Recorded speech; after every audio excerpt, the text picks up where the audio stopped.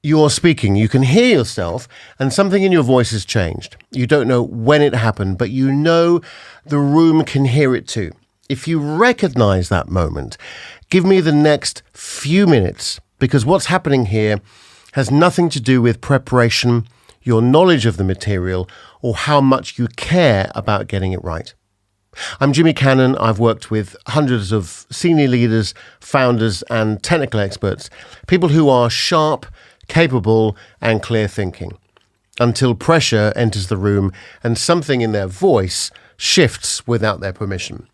In this video, I want to give you one insight that you can use immediately, not to perform better, to understand what's actually happening when your voice stops feeling like yours. When your voice changes mid-sentence, it feels like a betrayal. You sound fine in your head. Then something rushes. You know what you want to say, but it won't come out the way it should. Your throat tightens, your pace goes. And the more you try to hold it together, the more you can feel yourself not holding it together. And afterwards, the story you tell yourself is a hard one. I'm just not a natural speaker, or if I was really solid, this wouldn't keep happening. Or I've been doing this for years, I should have fixed this by now. But you've also tried to fix it. Most people in this situation have. You've slowed down deliberately. You practiced the material over and over again until you knew it cold.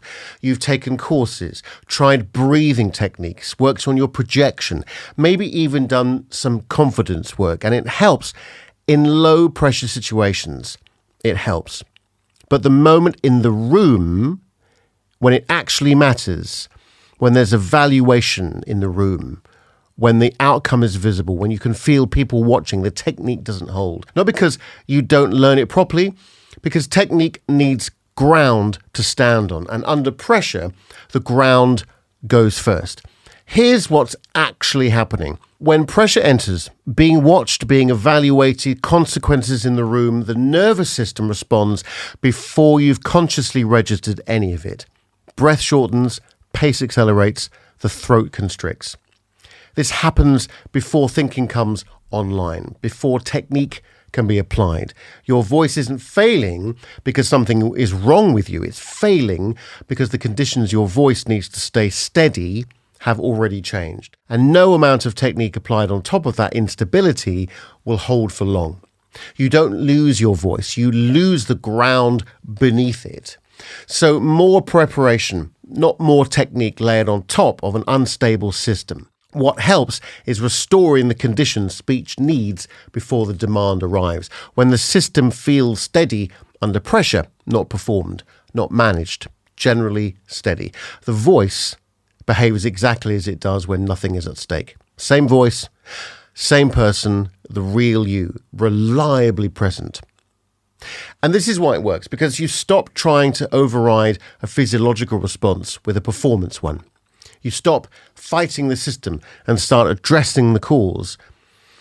Reliability comes first. Everything else follows as a natural consequence.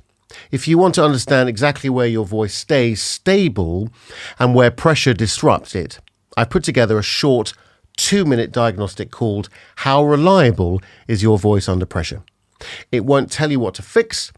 It simply shows you where the disruption is actually happening and why preparation alone hasn't resolved it. Because once you can see the pattern clearly, it stops feeling personal. The link is below if you want to take it. Speak soon.